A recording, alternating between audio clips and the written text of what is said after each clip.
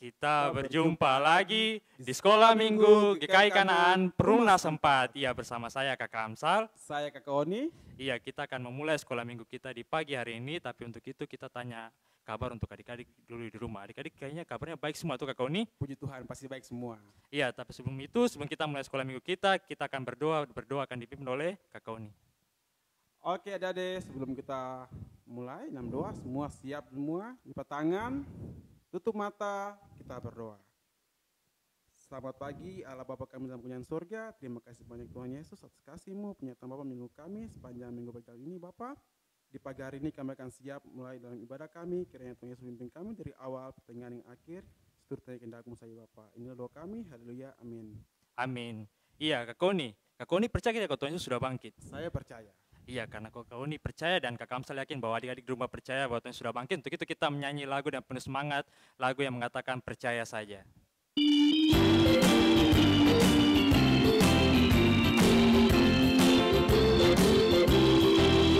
Percaya saja, percaya saja, percaya yang beri kita menang. Percaya saja di dalam darahnya, percaya kita menang. Haleluya puji Tuhan, haleluya puji Tuhan, haleluya puji Tuhan, haleluya, haleluya puji Tuhan, haleluya puji Tuhan, haleluya puji Tuhan, haleluya. Baik, lagu selanjutnya adalah Ku Istimewa. Iya, adik-adik rumah kita menyanyi dan penuh semangat, Ku Istimewa.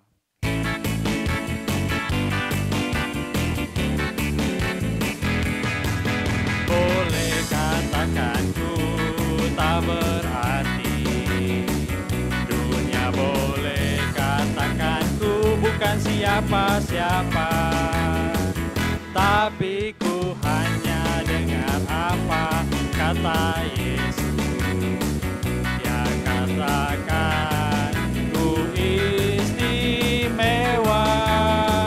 ku istimewa. Karena aku miliknya, ku istimewa. Berharga di matanya, ku istimewa. Yesus mengasihiku, Dia lahir dalam hatiku dan jadikanku istimewa. Sekali lagi, dunia boleh katakanku tak berarti, dunia boleh katakan ku bukan siapa-siapa, tapi ku hanya dengar apa kata Yesus. Dia katakan ku istimewa, ku istimewa. Karena aku miliknya, istimewa. Berharga di matanya, ku istimewa. Yesus mengasihiku, Dia lahir dalam hatiku dan jadikanku istimewa. Iya Kak Koni, Tuhan Yesus sudah mati bagi kita, karena itu kita sudah menang dari dosa-dosa kita. Untuk itu kita menyanyi lagu yang penuh semangat, ku menang, ku menang.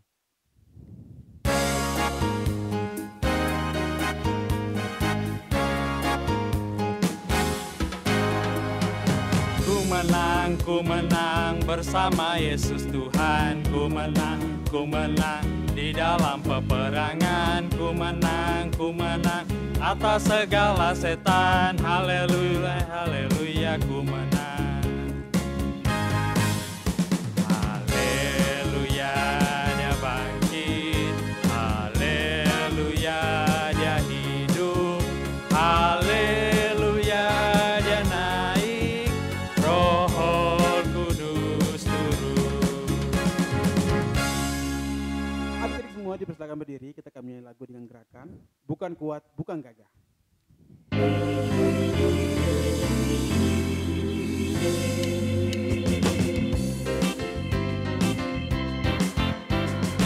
Kuat, bukan gagah.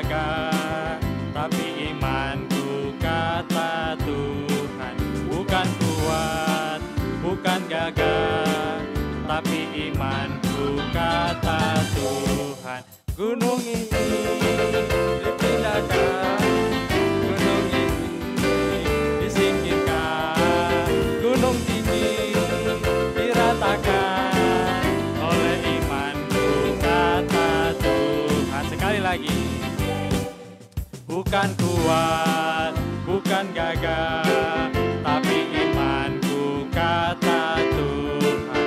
Bukan kuat, bukan gagah, tapi imanku kata Tuhan. Gunung ini dipindahkan, gunung ini disingkirkan, gunung tinggi diratakan oleh imanku kata Tuhan. Ya, kita masih terus menyanyi gerakan lagu yang kedua, yaitu Dalam Suka Duka.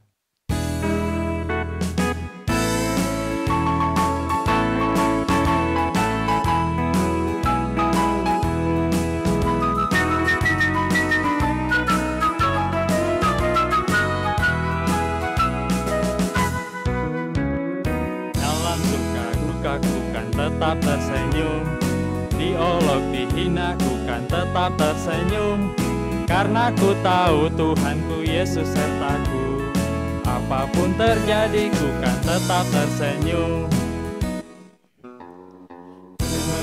Kemewahan boleh kau ambil, kekuatan kedudukan boleh kau ambil, asalkan jangan kau ambil Yesus sertaku. Apapun terjadi, ku kan tetap tersenyum. Lagu selanjutnya, Ku Daki-daki Gunung yang Tinggi. Iya, menyanyi dan bersemangat ya adik-adik yang di rumah.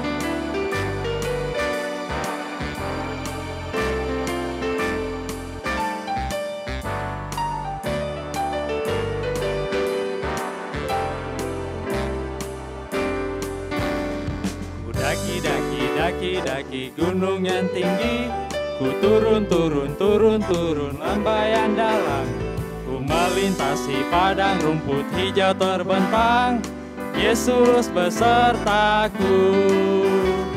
Ku terbang luar angkasa, ku selam dalam samudra, ku dayung perahu di sungai, Yesus besertaku. Di kanan kau ada, di kiri kau ada, di atas dan di bawah kau ada,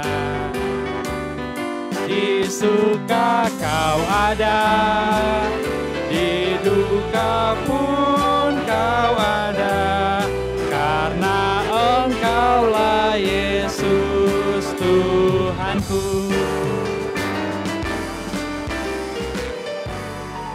Tony, sekarang kita saatnya untuk suruh adik-adik yang di rumah untuk duduk kembali. Adik-adik di rumah dipersilakan untuk duduk kembali. Sekarang kita masuk ke persembahan. Informasi untuk adik-adik yang ada di rumah, ketika selesai mengumpulkan persembahan, bisa mengumpulkannya di guru sekolah minggu terdekat. Untuk itu kita menyanyi lagu apa Kak Kauni? Kasihnya Seperti Sungai. Ya, kita menyanyi lagu Kasihnya Seperti Sungai dengan penuh sukacita.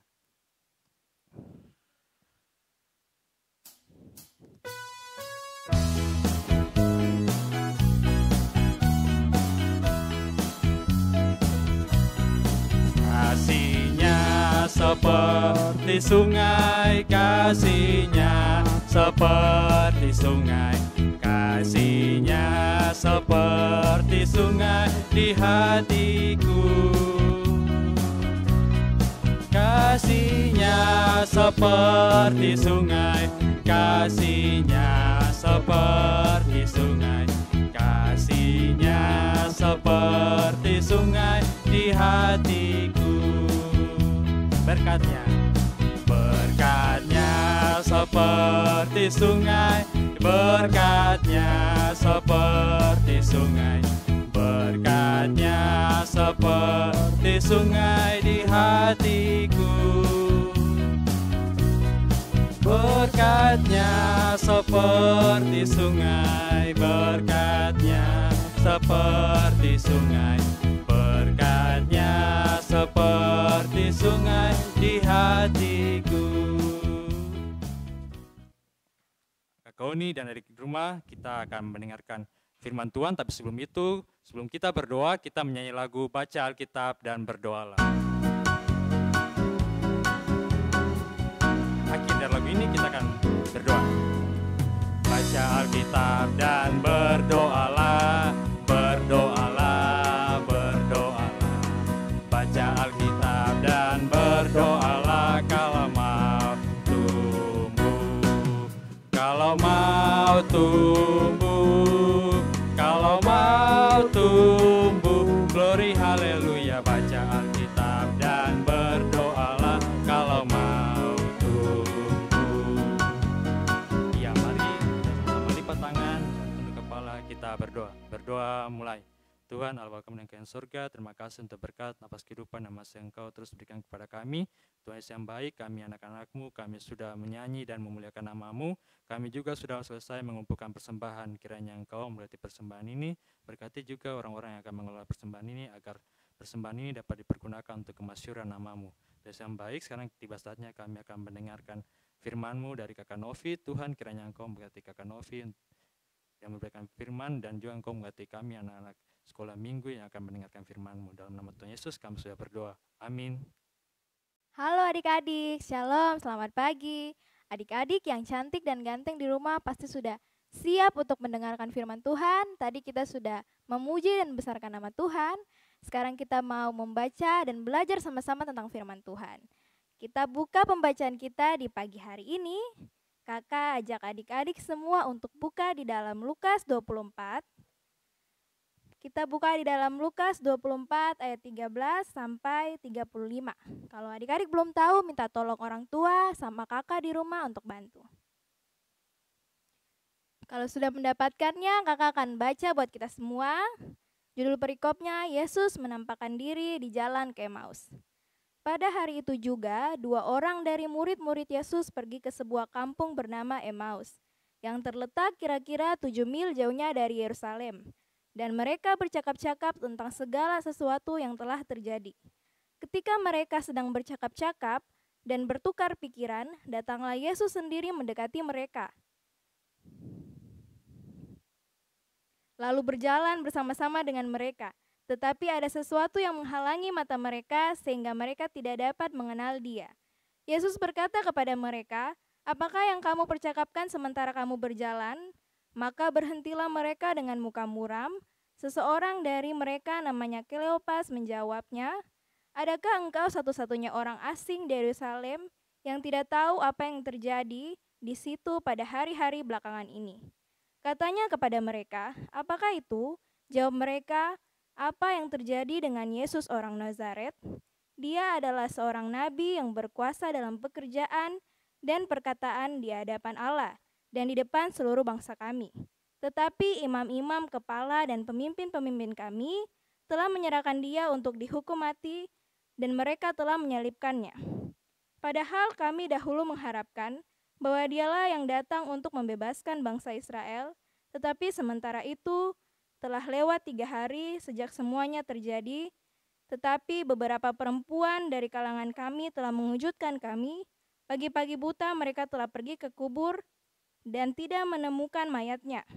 Lalu mereka datang dengan berita bahwa telah kelihatan kepada mereka malaikat-malaikat yang mengatakan bahwa ia hidup. Dan beberapa teman kami telah pergi ke kubur itu dan mendapati bahwa memang benar yang dikatakan perempuan-perempuan itu, tetapi dia tidak mereka lihat. Lalu ia berkata kepada mereka, "Hai kamu orang bodoh, betapa lambannya hatimu, sehingga kamu tidak percaya segala sesuatu yang telah dikatakan para nabi. Bukankah Mesias harus menderita semuanya itu untuk masuk ke dalam kemuliaannya?" Lalu ia menjelaskan kepada mereka apa yang tertulis tentang dia dalam seluruh kitab suci, mulai dari kitab-kitab Musa dan segala kitab nabi-nabi.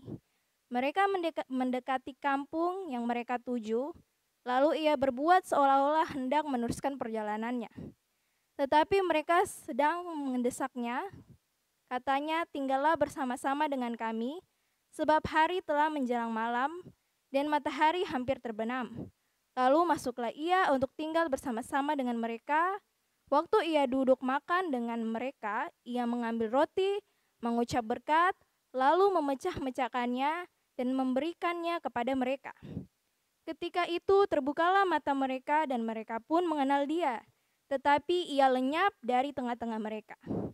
Kata mereka seorang kepada yang lain, "Bukankah hati kita berkobar-kobar ketika ia berbicara dengan kita di tengah jalan dan ketika ia menerangkan kitab suci kepada kita?" Lalu bangunlah mereka dan terus kembali ke Yerusalem. Di situ mereka mendapati ke-11 murid itu. Mereka sedang berkumpul bersama-sama dengan teman-teman mereka. Kata mereka itu, "Sesungguhnya Tuhan telah bangkit dan telah menampakkan diri kepada Simon." Lalu kedua orang itu pun menceritakan apa yang terjadi di tengah jalan dan bagaimana mereka mengenal dia pada waktu ia memecah-mecahkan roti. Baik, pembacaan kita sampai di sini. Kakak akan menjelaskan secara singkat kepada kita semua. Jadi adik-adik, pada waktu dulu Yesus disalibkan, mati dan dikuburkan. Murid-murid itu merasa sangat takut, merasa ragu, merasa putus asa. Karena Yesus yang bersama-sama dengan mereka telah disalibkan.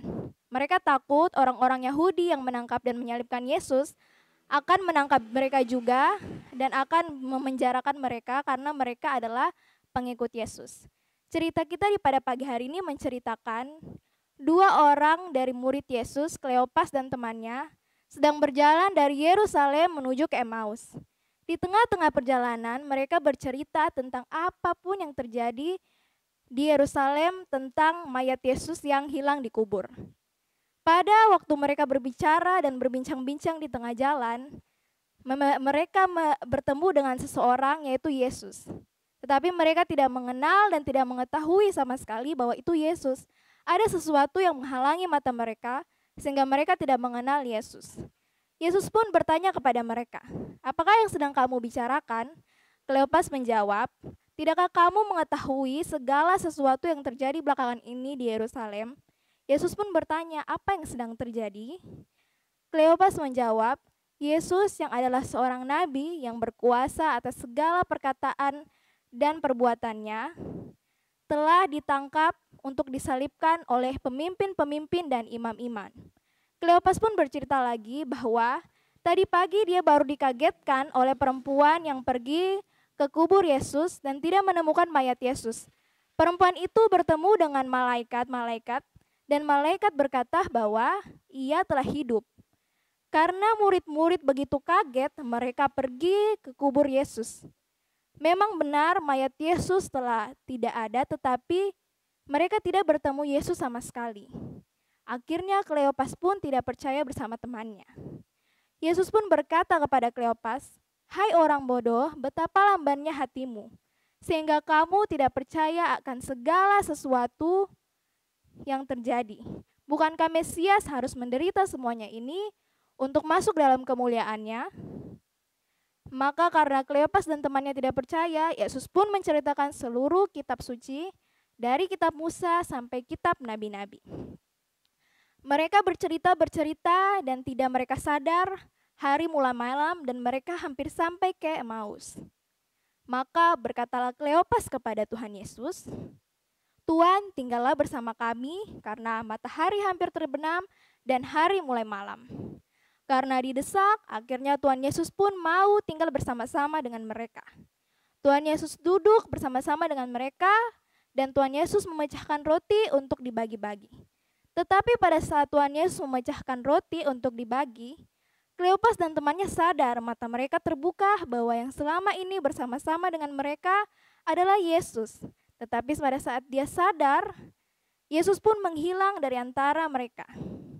Setelah Yesus menghilang, Kleopas datang bersama teman-temannya pergi ke Yerusalem. Mereka bertemu dengan murid-murid Yesus. Dan murid-murid Yesus berkata kepada Kleopas, "Baru saja Simon Petrus bertemu dengan Yesus dan Yesus menampakkan diri kepada Simon Petrus."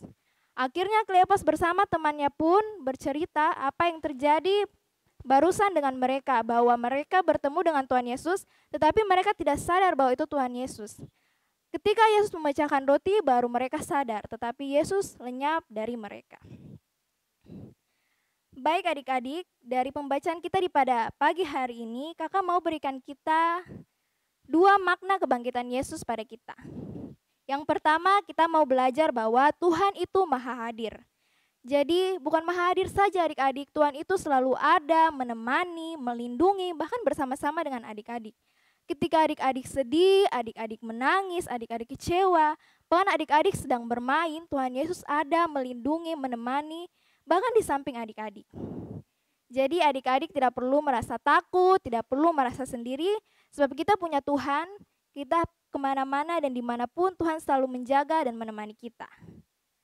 Yang kedua, kita mau belajar makna kebangkitan Yesus pada kita, yaitu karena Yesus sudah bangkit melawan maut, jadi kita mau menang, kita mau bebas dan melawan dosa.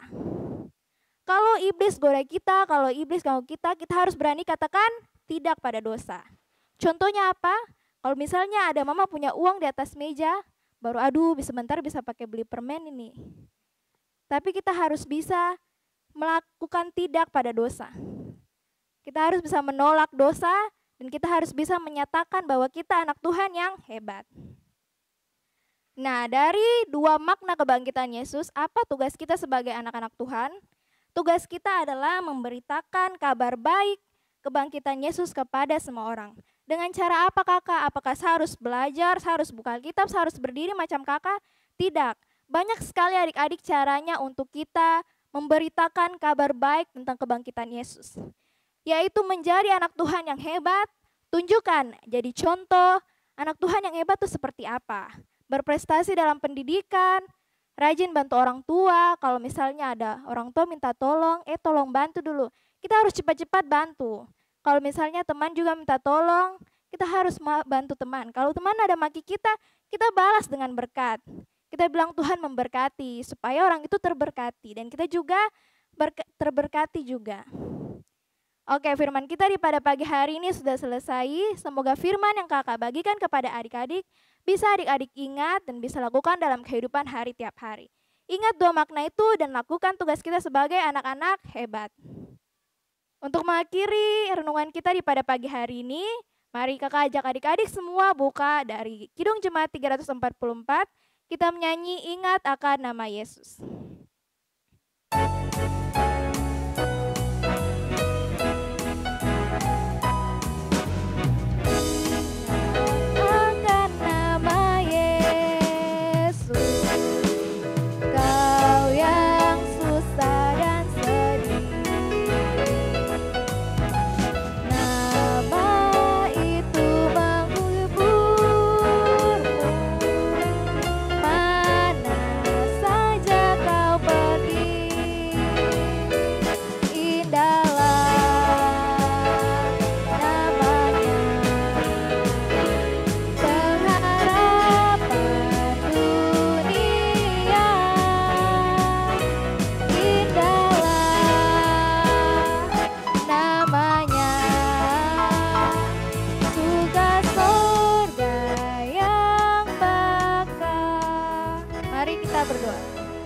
Selamat pagi Bapa dalam kerajaan surga, kami mengucap syukur atas ibadah yang kami laksanakan pada pagi hari ini. Semoga firman yang telah kakak bagi bisa kami semua dengar dan bisa kami laksanakan dalam kehidupan kami hari tiap hari. Bantu kami untuk bisa menunjukkan anak-anak Tuhan yang hebat dan bisa menyatakan makna kebangkitan-Mu dalam kehidupan kami hari tiap hari. Ini doa dan permohonan kami, dalam nama-Mu kami berdoa, haleluya, amin. Kita akan berpisah. Tapi sebelum itu ada tugas untuk TB, TK, anak kecil, membuat salib sekreatif mungkin. Dan untuk tanggung dan remaja, tugasnya itu menghafal ayat hafalan dari Wahyu 3 ayatnya yang ke-20. Dan kalau sudah selesai mengerjakan tugasnya, bisa foto hasil tugasnya atau hasil videonya dan kirim ke nomor WA di bawah ini. Terus ikuti Sekolah Minggu Online di YouTube channel Multimedia GKI Kanaan Perumnas 4.